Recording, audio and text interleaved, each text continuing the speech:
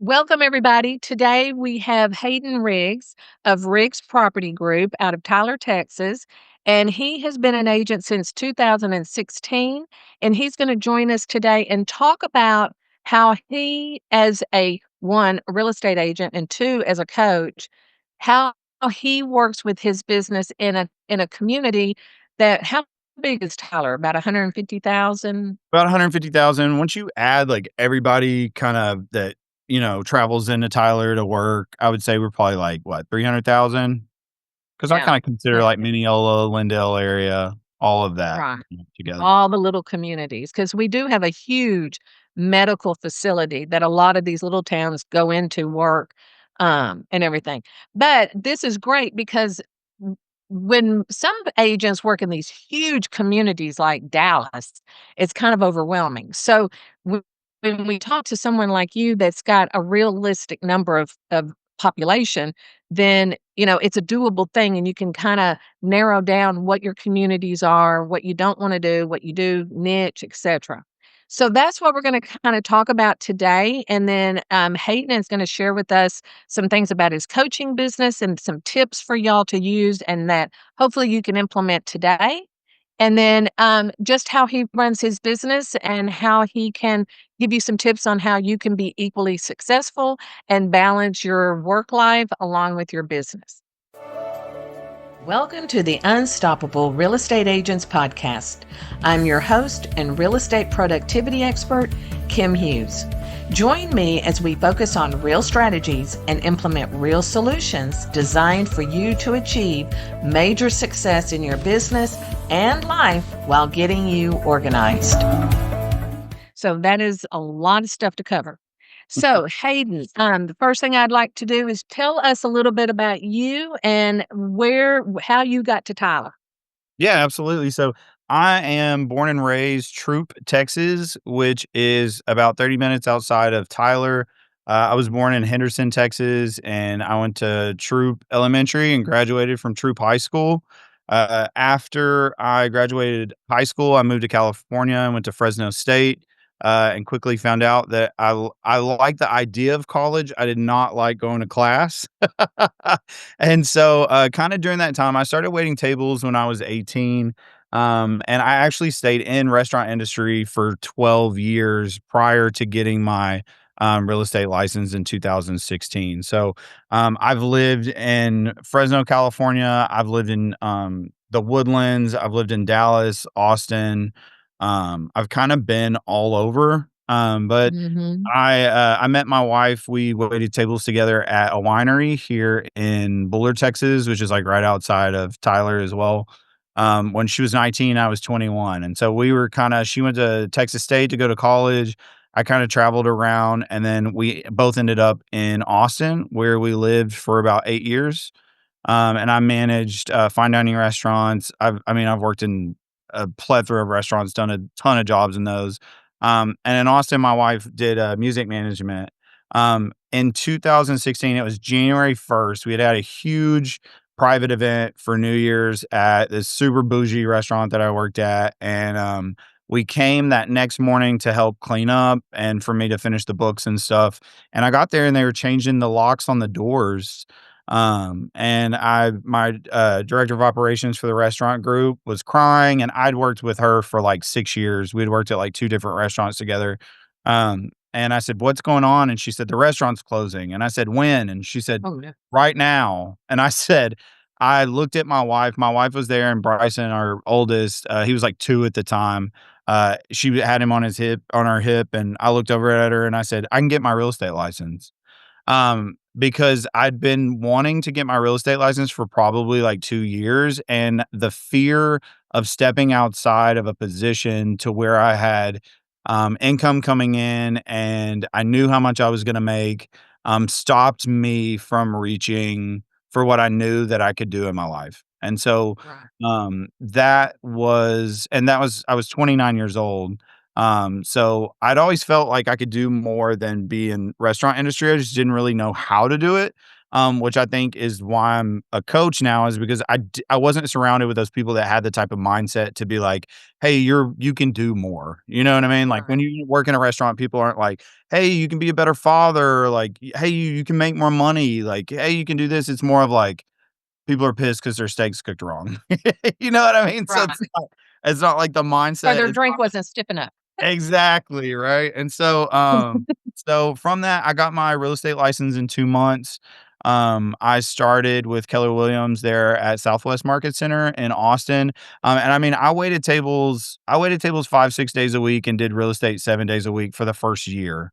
I Yeah. was runner-up rookie of the year, with KW there, in Austin, which Caleb always, socks it to me because she was actually rookie of the year at KW Tyler when she got her license, about 4 years ago. So I grew a team there. We had the R&O group. In Austin, I did 10 million in production my first full year. And then Kayla got pregnant with our second kiddo, and we knew that we didn't want to raise them in Austin, so we decided to move back home. And Mhm. it has been the biggest blessing in our lives, moving back home and getting to spend time with family. And it's just, we talked before we started this, about God puts things in your way sometimes, and if you don't shut up and pay attention and be present, you're not gonna pick up on it, and just moving home was one of the best things that we could have ever done. Yeah. So, we moved home in 2016. I was intercepted by the owner of Keller Williams here. She asked me to be team leader, probably like 6 times. I said no 5, and so, that started my journey as CEO and team leader of KW Tyler, which was one of the best things I ever did for my business career. It's Yeah. kind of like my business in Austin was like a BMW and somebody throws you the keys to a Ferrari. Because at the time, I was over 80 agents. And then myself, my OP, and my MCA, which is really cool because she's actually our director of operations now for Riggs Property Group. We grew the market center from 80 agents to 262 in about Mm. 3.5 years. So, So I'm gonna stop you there yeah. because I think that's a very impressive number. Mhm. So I would like for you to Come share. on, you see all this gray? It wasn't Oh, this I do, gray. and yeah. It wasn't this gray before I started, yeah. So, I totally get that. I tried to go gray during the pandemic, and I went, "Yeah, that was fun. We're not doing that again." Oh, you're fun.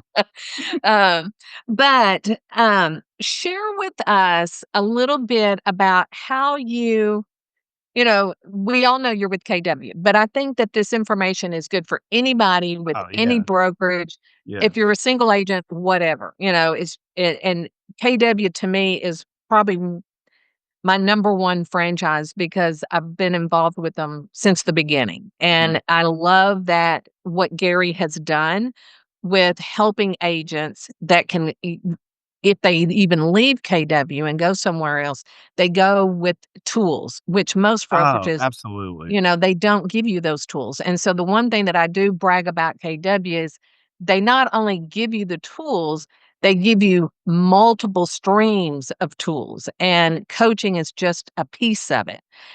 So with that said, kind of tell us how you yourself envision taking that brokerage from where it was when you stepped in of what, 80 agents, and you took it to Mhm. 260 something Mhm. in that timeline.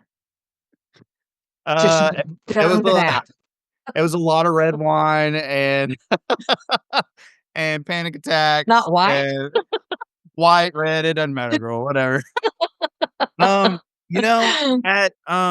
at first, it just and I'll be completely transparent because I remember, when I was moving here, I was contacting people, like, at restaurants to see, like, "Hey, can I get a bartending gig on the weekend?" Because I knew I'm from here, so I knew that it would be in my mind, I thought, "Oh, this will be easier for me to build my business," because a lot of people know me in Tyler because I'm Mhm. born and raised. And so, the position, I kept mulling it around, and it was really like I had a base salary, which wasn't very much, and then bonuses, and, like, looking at what it paid at that time, I was like, "I can make more selling," I knew that, and just something I don't something was pulling me to it, and I'm glad that I listened to that because doing that has set me up to I mean, I've helped countless agents take their business from, they might be doing 3,000,000 and now they're doing 30,000,000. Yeah, So, um, I don't I don't quite know what the drive was, but it was more of when I got here, everybody was really stuck in their ways, and they kinda had like, "Oh, that can't happen here" mentality, and when you tell me I can't do something, it, like, lights a fire under me to yeah, where, I'm the like, same I way. I would prefer you to tell me that I can't do something because it makes me that much hungry and push through the uncomfortable times. Because Lord knows there's more uncomfortable times than ones where you're just, like, sailing and killing it and you feel comfortable because when you start feeling comfortable, that's when you know it's time to Right. grow again, or maybe you don't and you're comfortable where you're at, and there's nothing wrong with that either, right? So, Mhm. No, no. But when you with these 2 numbers going from 87 to 200 and something, what do you think that you were offering? Was it agents or was it recruiting, bringing in new agents? What was it that you think you were offering or sharing with them that got them excited to join? Was um, it the training that was involved? Is it I think just I think it personality, was luck of the draw? I think it was a little bit of everything, because I came from the Austin market. When being in a market center that had almost 1,000 agents at it, there are a lot of robust training calendars. There are a certain level to your marketing has to be to even play in Austin, right? Because I mean, there Mhm. were at the time there were 16,000 agents and it grew to 20,000 agents in Austin. So like, if you went to lunch, it was all realtors and lenders, like, you knew everybody at, like, Clark's or Perla's, like, it was just that's how it was, so, like, your level of marketing had to be at a certain level for you to even be able to play, and so, when I Gotcha. got to Tyler, I think the industry here was at a point to where it was a lot of agents that had been doing the same thing for 20, 30 years, and Mhm. then you had a lot of, newer agents that wanted that, and they were super hungry for it, and they just needed somebody to believe in them because at the end of the Right. day, what coaching comes down to, like, I can't fix your mindset, however, I can tell you what I think about it, and I'm very transparent and straightforward, and then introducing leverage, like, these agents were doing everything themselves, and, like, I say this all the time in my coaching rooms or if you coach with me, if I ever say anything that seems, um, kind of very straightforward, I want you to imagine that I'm saying it to myself because I've earned the right to say that because I was that way. So, if I Right. tell you I like to say, "You're making broke people decisions." Like, I say that a lot because when Yeah, I and was true. when I was broke, I had a broke mentality, and broke mentality is, I can't afford like, all these limiting beliefs come out of your mouth like, "Oh, I can't afford this," or, "I can't afford to pay someone to do that."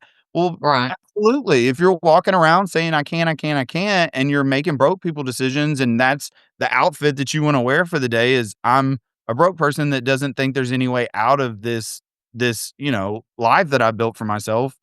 Well, then that's what Mhm. you're gonna get, and so, I think Right. it was a lot of bringing training and making our agents I wanted our agents to be elite, like, I wanted our agents if you were at another brokerage or at the same brokerage, right? With me, I don't care what brokerage you're at, we're all in this together at the end of the day, and if you were working with one of my agents, I wanted you to be like, "Oh, awesome, like, I'm working with a Yeah. KWA." Like, you knew that they were gonna know, cadence of the transaction, you knew that their vendor list was, like, top notch, they work the way that they do, and, they just made it really easy to work with you, and so, Mhm. through that, I mean, we were able to get our market share up to, over 12% in the Tyler area, so, Yeah. That's it was a great. lot it was a lot of fun, and, it definitely, um it brought out my love of coaching. If Mhm. and my understanding of business and how to build such strong bonds with the people that are in the trenches with you, that you're unstoppable. Right. And that is so true. So when you are and let's kind of take a step back here because I think it's important for the audience to know what your market is like. So Yep. with what you have done in Tyler, being about 150,000 people, what is like the price, the main, your main price point of homes, Mhm. and a little bit of history of how that works in Tyler so that maybe somebody else that's in the same market can kind of relate Yeah. and know that you don't have to live in, Dallas or Houston or LA to make really solid good money and relationships. So if you would share that a little bit. Yeah, absolutely. Um, so essentially, the Tyler market now, the average price point's around 275,000. When I Mhm. got here, the price point was, I think, around 210. In the past 6 years, the Tyler market has increased tremendously. So, you have all Mhm. these sellers that are sitting on big they've got a lot of equity in their home, and a lot of them just don't really think about it because it's kinda like we were saying, right? Like, you live on acreage and y'all been there a long time and you're probably sitting on a big piece of equity. And so, for them to kind of understand that, really took the market off. Plus, Tyler is, you've got to think if you're in a smaller market or you're in like a smaller town, I feel like larger cities is starting to get to where people don't want to be in that hustle and bustle. And so I think you're going to see a lot of Right, smaller towns that still have all the amenities and stuff because we've seen the pandemic was the best thing ever because now people work remotely, a ton of people work remotely. right. They're moving out of states that have state taxes. They're moving to Texas because of the economy here. We don't have state taxes. So, we Mhm. saw a huge influx of people coming from other states that wanted that small town feel. And the other piece of that is like, you need to love where you live. Right. Like, people need to hear how excited you are to tell them about the restaurant that so and so owns, and this is the best thing there, and you can get all Mhm. like, I live in Troop, Texas, like, that's where I live now, and, there's, like, 1,300 people in the town. That's how small Right. it and, like, Yeah. I can't tell you how excited I am about the food truck situation in Troop because a food truck parks at the four-way. Now, the four-way doesn't even have a blinking light, people, okay? Like, it's I don't even think there's stop signs. You just have to know to stop, and so, like, Yeah. new food truck parks there, like, every day of the week, and, I mean, we're busy, we have 2 kids, right? We run multiple businesses. So, like, the food trucks are, like, my jam. So, when I talk about Troop, like, to a lot of people in the area, they're like, "You were so excited about Troop, Texas," and I'm like, "Yes, I love it, like, this is where I'm I from, love it. it's my home," like, you Yeah. can change that, and people wanna work with excited, happy people, right? Yes. Like, Yeah. nobody I wants have to to work share with a something.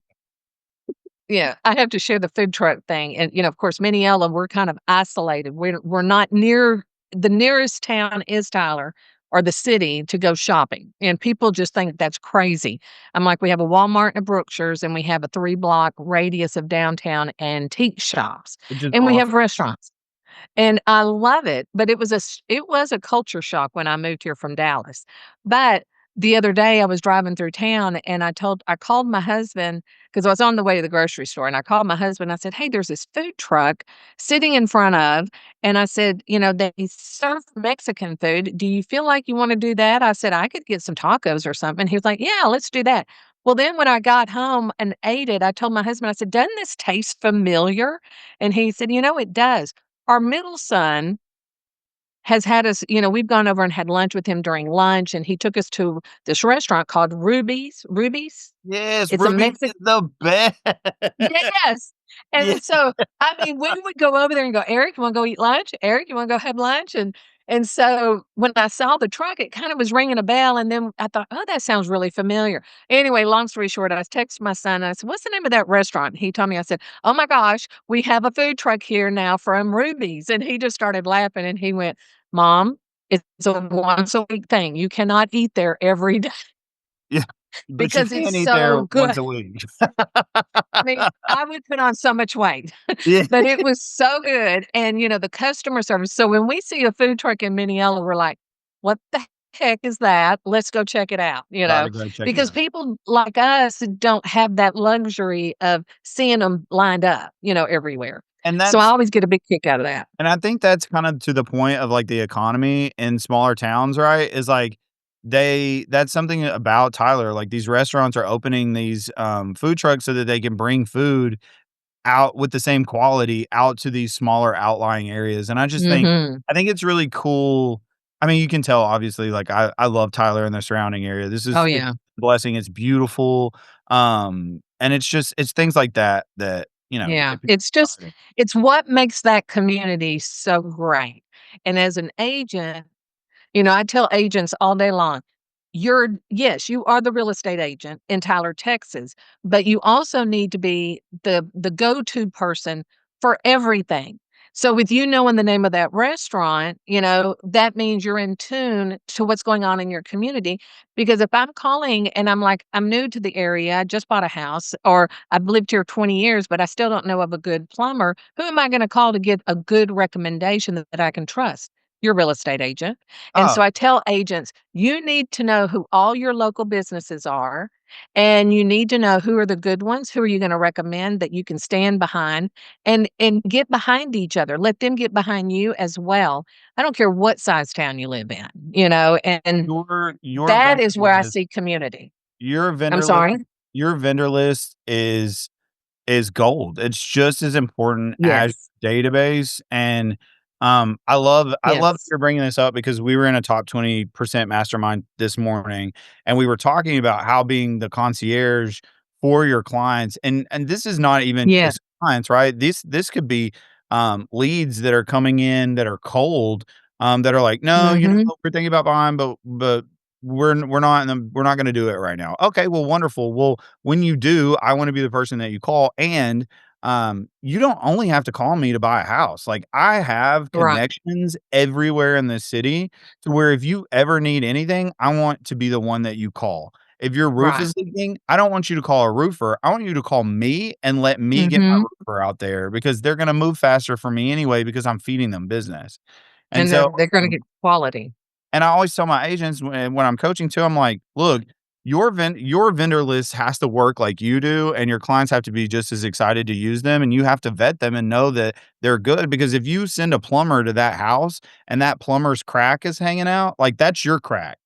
That is your crack. Your crack is hanging out Mhm. because you sent that plumber to their house. So make sure that the people that you're working with are are people that are That you solid." like 'em. Yeah, that's great. I love that. Okay, so let's move on to, because I mean, I could talk to you all day long. And let me just say this. This is off side topic, but I want you to tell everybody how to connect with you on social media, Oh, because yeah. on Instagram you keep me in stitches. And Uh, I was laughing at you. I think it was yesterday. You had your phone and you were trying to do pictures, and you were like, is that a good picture? Is that not good enough? And I was going, "Oh my gosh, he's acting like me," because I don't like to do video. I don't, and I tell people you have to do it, but I'm my own worst enemy. So when I saw you doing that little reel yesterday, I was just cracking up going, "Oh my gosh, that is yes. every person." Because I have huge earlobes, like like, my earlobes are, like, huge, like, I don't like, you can see, and Yeah, it's so funny because I got it. my wife is like, "You're ridiculous." All my director of operations right now is, like, rolling her eyes because I say all the time, I'm like, "I gotta get these things taken down because like, Uh-huh. Uh-huh. friends will be like, "I'm thinking about getting a lift," and I'm like, "Well, I'm getting these bad boys cut off." So, but to find me on social, which I'm doing a super huge push right now. I love, educating and being funny, and then also just being Yes, funny. Like I love that, it and was so good. on Instagram, you can find me at, it's my tag is Agent Riggs. And then you can find me on Facebook under Haden Riggs, and then on TikTok as well under Haden Riggs. So I'm Okay. very, on top of it with posting. And I have a social media girl who's absolutely amazing, who is actually, she just moved here from Austin. That was, when we started, R&O group, I was Riggs and she was Ott. And so Brittany and her husband just moved here and she's selling on the team and Look at taking care of there. our social media. You've gotta build That's an great. amazing team. That's what it's all That's about. great. Yeah, you've got to. Okay, so then, you mentioned a few minutes ago about the mindset. So let's talk a little bit about, you know, um, when you come into real estate, I don't care if you're new, you've been doing it for 30 years, you're at the point where you're now wanting to pull back. In order, I was raised in the mindset that if you want it, you gotta figure out how to get it done. And so my mindset was always one of those that I'm the only person that can get me to where I want to be. Now, I can be surrounded by great people, and I surround myself with people that are like-minded because I think it's very important that you are. But I think that at the end of the day, we are our worst enemy, and we can beat ourselves up over the littlest thing. And so when you are working as a coach with a client and you're talking about mindset, what would be one thing that an agent could maybe look at right now and look at themselves and say, "Oh, you're right. He's talking to me." A mindset positive, I guess, is what I'm looking for. So, the first thing that comes to mind, which is might not be 100% on track with that, but it's something that I say in that room is like, I want you to think about what you're saying in your head, right? Because I mean, I could talk literally for hours on mindset because of everything that I've been Mm, for the past 3 years. And that came down I'm a huge I love therapy. Everyone should have an amazing therapist, and everyone should go and talk to a third party that is disinterested in all of the things that are going on between your 2 ears. Because once you my life changed the day that I realized that that voice in my head is not actually me. And right. for a lot of Oh, people, I like that. that's woo woo, and it's very which I'm very woo woo. And that voice that's telling you, that's judging people or that's judging you or telling you like, "Oh my god, I'm so fat," or, "Oh," like, that is not you. That is Mhm. that isn't the true essence of who you are as a soul, Right, right? Like, that's right. not you. And so when you pull away from those and you start observing that voice, it puts you in a place of power and allows you to have more control over those things or like thoughts that are going through your head. And so Mhm. the other thing too is like I like to say like I would do like an exercise and I would say, "Okay, I want you to think about a time that you really just sucked it up." Like you missed out on a listing or like you forgot that you're supposed to show somebody houses. Like I want it to be like really you screwed up and I want you to think about everything that you said to yourself in your head like God, I'm an idiot. I'm so stupid. Like, why would I do this? Why would anybody want to buy from me? Why, yada, yada, yada. Right. And then Right. now I want you to think Mm. that someone that you truly, truly love, they had the same thing, they did the same thing, and they screwed up. And I want you to imagine yourself yelling all of those hateful things that you told yourself to them. Yeah. And I asked them, I say, "How did" and most of the time they're like, "Well, I would never do that." And I'm like, "Then why the hell are you saying that to yourself?" Like what are you Hello. doing? Like, you're literally not putting yourself in a position of power with your own self. And so I think, Mm, I tell everybody, I'm like, "Look, like, I know I can coach you and I can tell you all about P&Ls and back end stuff, and I can tell you about lead generation and all this stuff. I can't I can't do any of that. You're not gonna do any of that until you truly start being honest with yourself and working on yourself. mhm. I mean, going in Exactly. the dark places that you don't wanna go and bringing up all that trauma that you went through at an earlier age or later in life or whatever that looks like. Um, because once you deal with all that and your true authentic self, the money comes. The money is a byproduct Right, of how much you work on yourself. right. I always say, because we all carry junk. I don't care if you come Oh from the my very god. best family, how much money you have, everybody has junk. It's just a different level of that junk. And, like, I have stuff, my kids were like raised like Beaver Cleaver, but they still have issues, you know? And so, You remind um, me of my family so much, like like, it makes it very well, I easy mean, if to talk you to you you. know one of my sons, Steven, and he's Yeah. the goofiest, and so, um, but he's so much I look at him and I think, you know, oh my gosh, he's so much like me when I was that age, and he wants to just wrap it all up and own the world, and it's Yeah. kinda like I tell people, everything you want, you can have it. You just have to figure out how to get it, and it sometimes may take longer than you expect, so you make sure that you write it down, and what does it when you write down, let's say, I wanna go to Alaska in 2 years. Okay, well, you can't just do that. You have to make preparations, you have to schedules and all of that. So what do you have to do to get to that goal?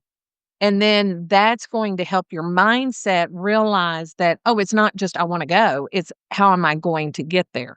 And then what am I going to do while I'm there? And that's the kind of way I look at things in my life is, if I'm having a bad day and everything, the first thing I always say is somebody else is having a worse day than me. And so, I go through that. 23 was a perfect year for me to and anybody that knows me on a personal level knows we went through some personal stuff in 23. We had some bad things happen and we had some most amazing miracles happen. And, it's kind of like at midnight on January 1st, I walked over to the door and I opened it and I kicked my foot out. And my husband said, "What are you doing?" I said, "I'm kicking out 2023. There's three things that I'm keeping, and that is my three grandbabies that were born, but the rest of the year can just go away." And I said, "And we're not going to even go there again." And, because pretty serious. And so he just laughed at me and he said, "But who's to say it won't happen again?" And I said, "Well, it could, and we'll deal with it. But right now, I'm Yeah. kicking it out the door, and I'm not thinking about it. I'm not gonna let it hold me back. I'm gonna Well, grow from that experience and be a better person. If I'm a better person, then I'm a better business person, yes. so it all comes that way." The probably one of the biggest things that my therapist taught me is about being present. And so there was a book that completely changed my life. It's called The Power of Now by Eckhart Tolle. It's I have that book and love it. It is very woo-woo, and if you listen to it on, Amazon, it's kind of annoying and does, like, these zing things, and I like to go ahead and preface that, and I tell you, like, if you're going through life like this with your your hands clenched and you're pissed at everybody because somebody did you wrong 10 years ago and you Mhm. just won't open up, like, it if you just release like, how much better does that feel? Like, if you treat life, like, so open and you're open to say yes to things and you're just in a more present place because, like, what I've learned is that the past is the past. The past if you're living in the past, that's depression. If you're living in the Right. future, that's anxiety. Right? "Oh god, Yeah. this is gonna happen." You're making up these stories of stuff that, like, you don't know if that's gonna happen. What are you freaking out about? Mm-mm. And I'm the word that's I used to live in both of those. I would bounce back and forth. Presence is when you realize that there is nothing else available to you than the present moment that you're in ever, ever, ever. Right. That's And that's I it. agree. And so Yeah. when you have time to stop worrying about and I'm talking about like, "Oh, no, my appraisal came in low," and you just dwell on it all day. Mhm. Yeah, like, stop. Like, be happy that you're, eating lunch with your team or that, Mhm. you might be stuck in traffic, but, like, jam some music, like, you Right. it all comes down to mindset and getting over that, and I mean, people go through really dark things and bad things happen to good people, and it's up to Mhm. you to figure that out because no one's coming to save you. Right. And one thing that I notice in a lot of people is that, and especially around holidays, is that they dwell on who's not there. I So love let's that. say you wake up Christmas morning and everybody's excited, and that you could be surrounded by 20 people who love you to death and would do anything for you, but you're sitting there thinking, but so and so's not here, whether they've passed or couldn't make it or whatever. Yeah.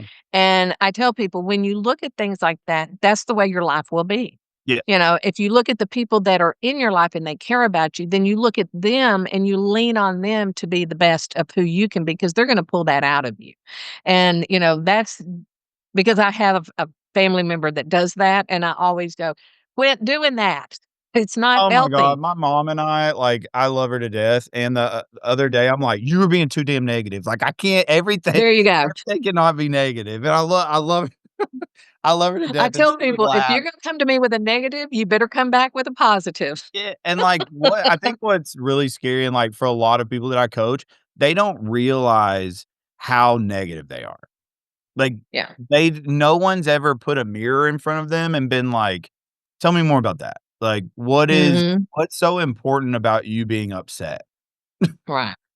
Well, and I'm not gonna go into great detail, but I had something happen to me that was so out of something I never thought would happen. I knew it could, I just never knew it would, and when I was faced with it, I sat my husband down and we talked about it, and, I was of this mindset that nobody needs to know. We'll tell them after we get it taken care of. Nobody has to know this because everybody's gonna wanna, you know, cry or, be sad and feel sorry for me, and I'm not that person. I just don't wanna talk about it. When it's over, then we tell them, and then we say, "Look, it all turned out great." And, my husband looked at me and he said, "Okay, that's you, but that's not me." And he said, "And I need that support around me." And so I'm like, "Okay, fine." So I told the people that needed to know, and I said, "And then we're not talking about it." And I said, "You can be there for your dad and talk to your dad, but I don't wanna talk about it." And so, I said, "Because I'm a positive person and I'm gonna go into this in a positive way."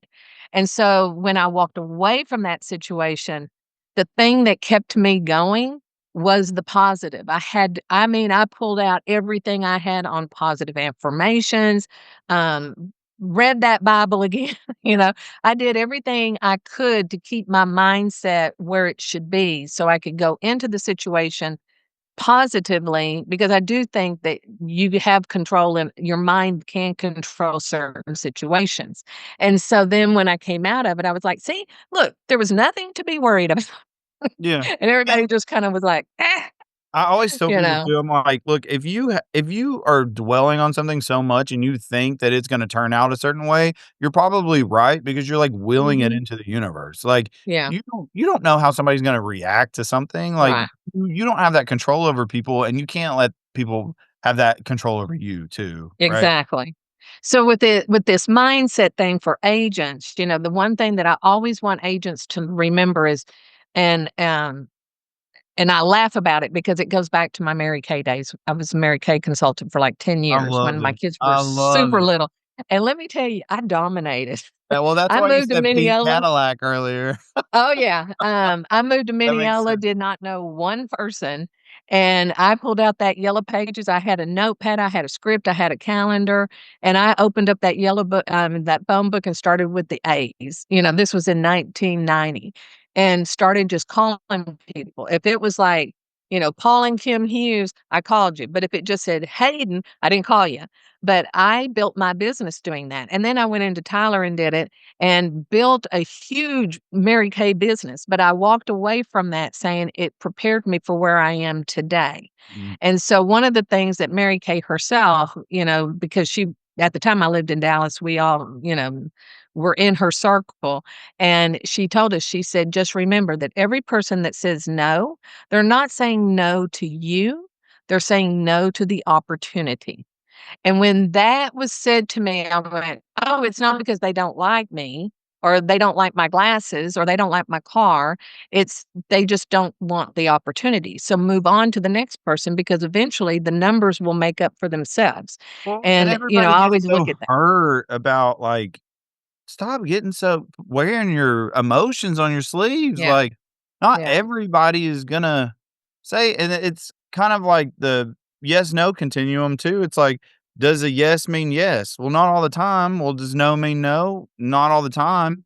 You maybe have to not. ask more Mhm. questions to figure out what's going on, right? Right, right. Gullah there. And so that's where, kinda getting to, some stories. I always like to hear a couple of Oh, stories God. of what you can share with agents that they can relate to or they can go, "Oh gosh, that could happen to me," kind of a thing. So, what do you got on you that you could share? Oh my goodness. I think something I I do tell I tell 2 stories, essentially. One's kind of like a, I guess, like, heed the warning of, like, truly running your real estate business, like a real estate business, and I think that it's, something that's good to talk about, especially with all the lawsuits and everything that's going on right now around, buyer representation and, legally, like, what that looks like, and I remember when I was a new agent, well, I've got a few stories, I guess.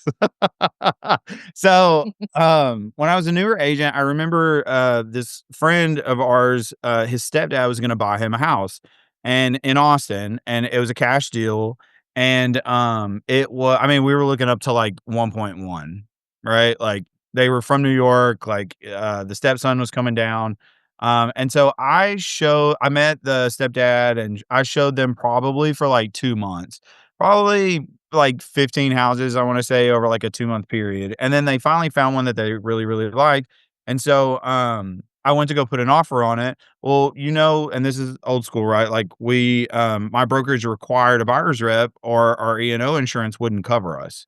And so, I attempted to slip that in, right? As we do, which is not the right practice. You should not do that at all. Um, he, like, freaked out. I mean, cussing me up one side and down the other, like, I would never sign anything that, like, legally bonds me to you or your brokerage, and I told myself when I got into real estate, I told myself that I wouldn't allow anybody to talk to me that way because I've been in the restaurant industry forever, and I mean, people talk to you like that all the time, it's pretty crazy. And so essentially that day, I mean, I fired him. I said, "You can kick rocks, like, you're not gonna talk to me that way." And Right. so at first I had a pity party, and I was like, "This is his fault, and, um, I can't believe that he's so rude and da da da da da." And, like, once I got right with myself and, like, calmed down because we do the mistake of, like, adding up the commission before, like, you ever have it, which is such a bad idea, right? Like, you should be Yeah. working for your clients and not adding up the commissions anyway, and so I remember that day being like, "This is my fault. This is my fault because I did not treat my business like a business. I was just flying by the Mhm. cup of my pants, and I was going to show them anything they wanted to see. I should have had a buyer consultation with them. I should have set them down. I should have explained buyer representation, in Texas, and this wouldn't have been an issue, right? He would have told me to kick rocks at the beginning, and I wouldn't have wasted 2 months of my life. And so, that was a huge turning point in my business to where I got real and right. I understood my contracts. I didn't work with anybody that didn't sign a buyer's rep, or I wouldn't even send people homes, honestly, without having a pre-approval, because I valued my time, and that's where, my Mhm. production really started taking off. That is like the I guess that's like the business, like, PC one. I guess probably one of the one of the worst stories is we got this client, they were coming into open houses, and they were probably mine and Brittany's age, and they would come to our open houses, and we keep seeing them at these open houses, and they told us that they had an agent. Well, we still got their contact information and put them on, like, a drip or whatever, and, they reached out one day and were like, "Hey, we wanna see these houses." Well, they bought, like, I think it was, like, 1.1 as well from us cash, and then they're like, "Oh, well, we want you to sell our condo on Zilker." Well, like, Zilker's a nice area, it's like a three-story townhome, and we're like, "Yeah, absolutely," and they're like, "Well, our last agent staged, so would you stage?" And we're like, "Yeah, we staged, of course, duh." So, like, we get on Wayfair, we order, like, all this furniture, have it delivered to the house, we're, like, staging it, we get there, and my client's in Europe, and so I'm like, "Hey," on the island, like, in front of the island where everybody sits, they always kick it and it gets dirty. And I'm like, "Hey, the island is really, like, dirty. Could y'all, have somebody paint it?" And she's like, "Well, I'm not gonna have anybody paint it, but we do have leftover paint in the garage." And so, like, me and Brittany are like, "Oh, yeah, cool, like, whatever, we'll paint the island, like, whatever." So, me and Brittany are there, like, fairly late, and we tape off the island, we paint the island. And then I'm like, "Brittany, there's, like, nail holes on the walls, like, we've gotta touch up, like, this paint or whatever." So we spackle, like, holes and touch up paint, and, we do that on 3 floors of a $650,000 townhome, and Oh, wow. we come back the next day, and the walls look cheetah print. Like, I'm not even the paint did not match a bit. Like, I'm talking about my business partner is, like, crying. She's like, "Oh my god, what are we gonna do?" And I was like, "We're never painting again, Brittany. That's that's what we're doing. We're not gonna paint, okay?" And I'm like, "You've gotta get it together." We went to Sherwin-Williams to match that paint probably 4 times in a Oh, day. wow. Mm. And finally, I had the idea to get on top of the kitchen cabinets. I pray to God that my clients don't see this. That I we climb on the cabinets and I cut out like a square piece of the drywall, like where you can't see it from like ground level, Right. and we take it to Sherwin-Williams and we bring it back. It works well enough. And so Oh, there through you go. that, and my team's like laughing at me right now.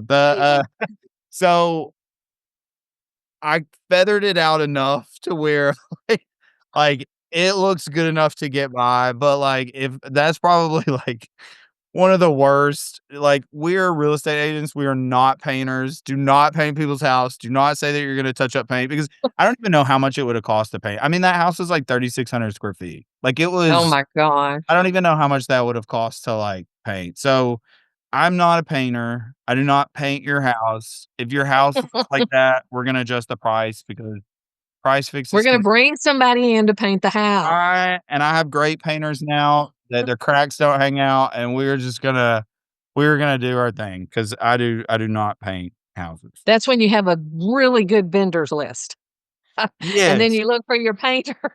Yeah, we're not painting, and I wish Brittany was in here because she would probably start having a panic attack because I don't think I've ever seen her that, like, freaked out. I was like, "Girl, you gotta get it together." Like, Oh, how funny. Girl, get it together. I yeah, love that. we gotta figure this out. Alright, well, then the last thing that I wanna talk about is, just kinda touch on because your wife is an agent, she runs the brokerage, and you're She running the runs our coaching team. side. She runs our She runs team. the team, I'm sorry. Mhm, So and you're the coach.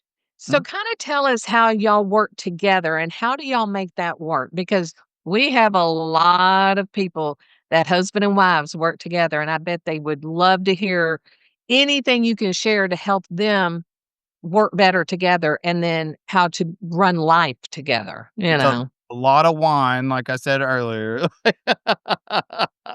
Um, you Mm. know, my my wife and I have always been very, driven. We've always been Mhm. very, like, when I lost my job at the restaurant, like, I mean, my wife was standing next to me, like, I looked at her and I said, "Baby, I can get my real estate license," and it wasn't if she was worried about finances or, like, worried because, like, you gotta understand, we were broke as a joke, dude, Oh, I yeah. might have had, like, $300 in the bank, like, like, paycheck to paycheck, Mhm. and I don't know if she was, like, deathly afraid, but she never really showed it, and she said I mean, my mindset was not I was not the Hayden that I am today, right? I Right. was telling myself limiting beliefs and, like, "How do I do this? Like, I've never done anything but restaurant, like, I'm just a server." Like, those are the things that I would say, or, like, "I'm always gonna be a server," or, like, I need to go get a management job," like and in my mind, I knew if I got a management job, I wouldn't use my real estate license. So Mm. Kayla there being like, "You baby, you can do anything. Like, I've seen you do anything. You can do anything." And so, having us together for that, and then seeing that, like, losing my job was the best thing that ever happened to us, because Mhm. it kicks you past the fear, and, like, that's where magic happens. Like, when you're just sitting around, Right. like, just okay with where you're at, but you're really not in your mind, like, you think about it all day, like, it's time to get up and get on with it.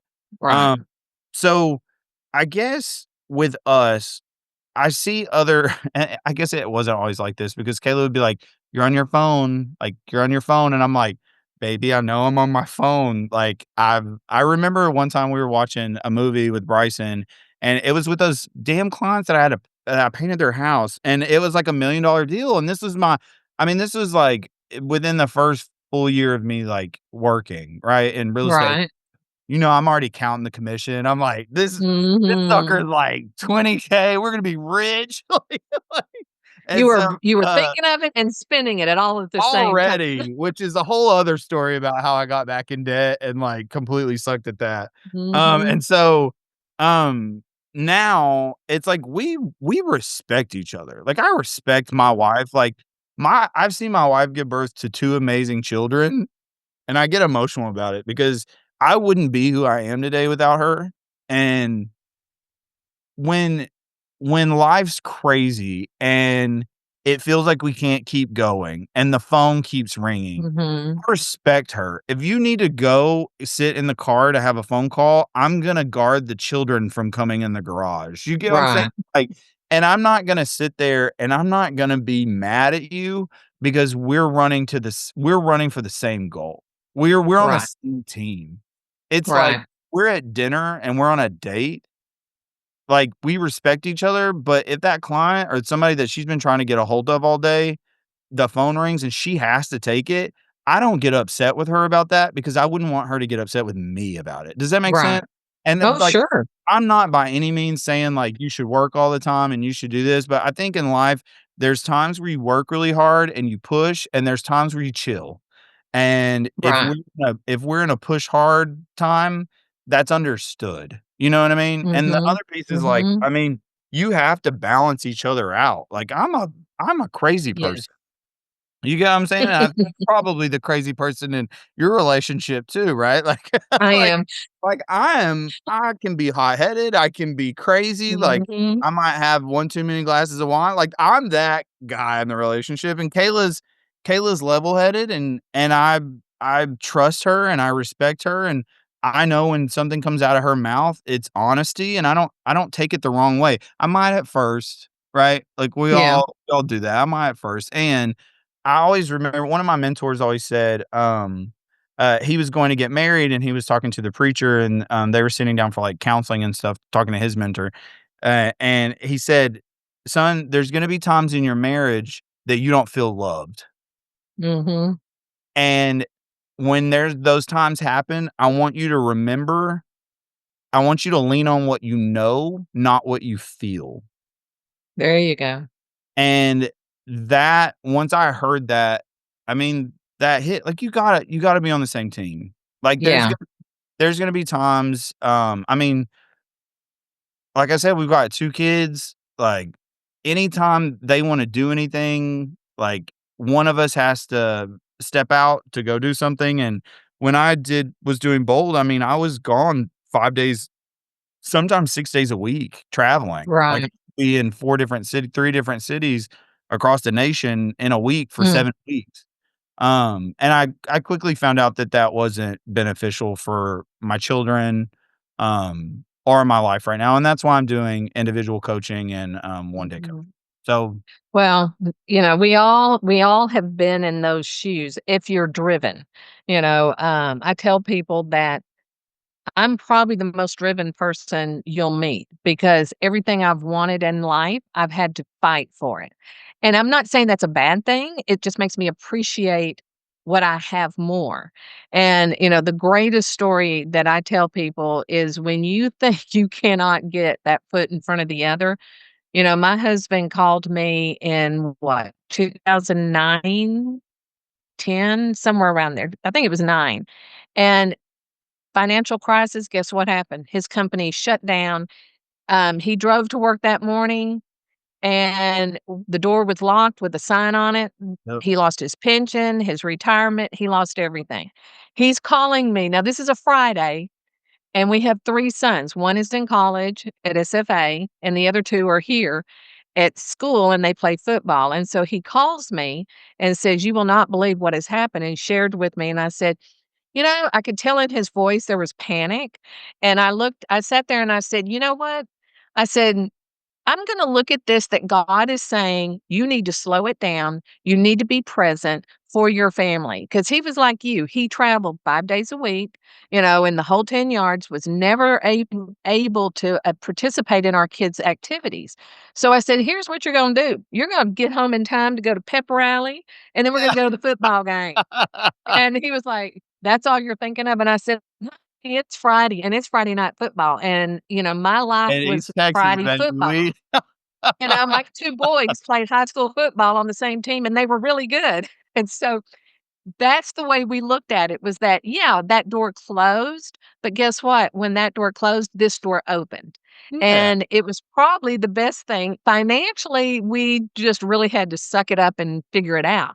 But that's happened to us twice in our marriage, and we've been married 40 years. So we always say, I don't care what happens at the end of the day, have their back. You have each other's back and you can do anything, and you I know? told Kayla, I'm like, "Baby, we've been broke before." Like That's right. like it don't scare me, and I love the No. stories of people that were, like, made a bunch of money and then went broke, and then they made a Yeah. bunch more money, but they did it smarter the next time. Like, I'm Yeah. all about a underdog story, so Yeah, no, money is money, you can yeah, lose it and you can make it, but you still have to live with yourself. So at the end of the day, if you lost all your money, who do you have? You have who you are, and you better like who you are, and you amen. better like who you're married to.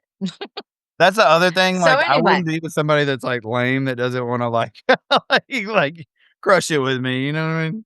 yeah, my husband and I balance very well.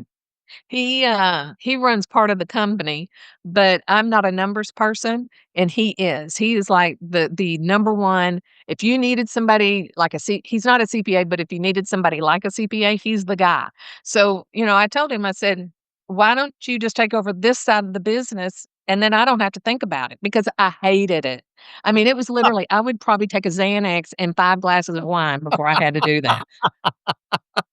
I used to tell That's how people, you "Take get needles and through just poke me in the eye it. because I don't wanna do it," Oh, and I'm still like that, but he's the one that takes it over and then tells me, "This is what I need from you," I love you that. know, You gotta and he have it. knows it's a very it gets me into a bad mood, and so, anyway, but it all balances. Alright, so a couple of things that, I wanna make note of, and we're gonna put all of this in the show notes. I'll put your how people can reach out to you and everything. Awesome. But, let's close this up with, how can people reach out to you if they're interested in coaching with you? Yeah, How would you want that to look?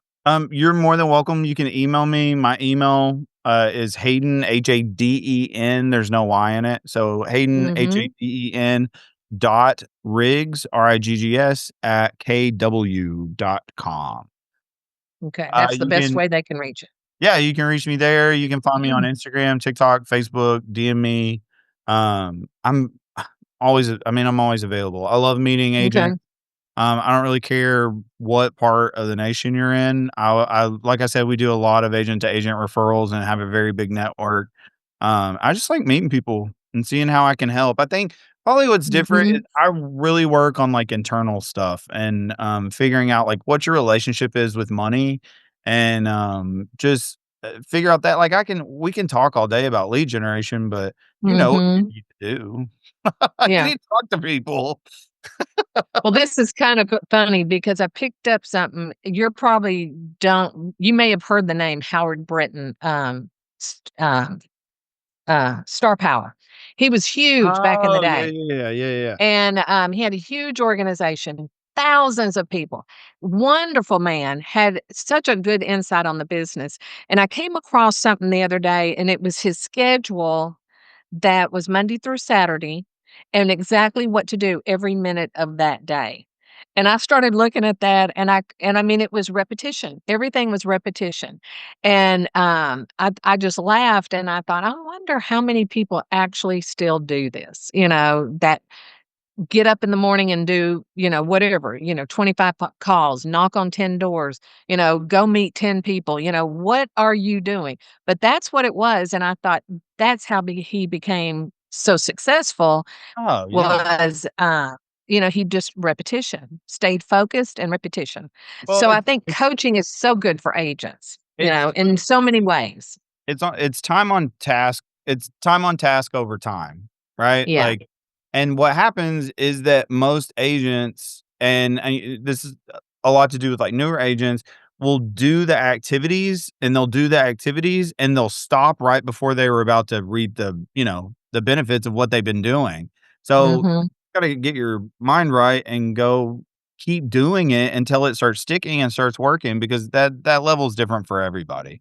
Yeah. Yeah. Well, I think also the more you do it, the more comfortable you get, and you find you a personality that works when you're in that if you're making those calls, door knocking and everything. You get very comfortable with who you are, and then you think of different ways to do it because you're not so petrified of the answer no, you know? That and I So, think no can be a pretty powerful word.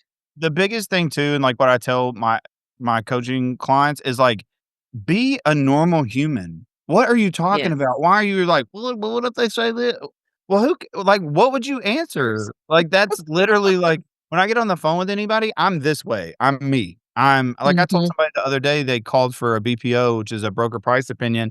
And I called them back and I was like, look, I can send you a bunch of bootleg comps that you're not gonna know how to read for $300, or I can represent you and I can take care of all this and you don't have to worry about it. And they're like, please send the buyer's rep. And so Yeah. you Yeah. I mean, you just gotta talk to people like a normal human being, like, this isn't Mhm. rocket You know, science. we're everybody expects everybody to be so perfect and have the right answers when, you know what, I may not I always tell people, I may not have the answer, but I'll go find it. It may not be my answer, but I will go find the person that knows the answer to that problem. Yeah. And I think that's when you take your ego out of it.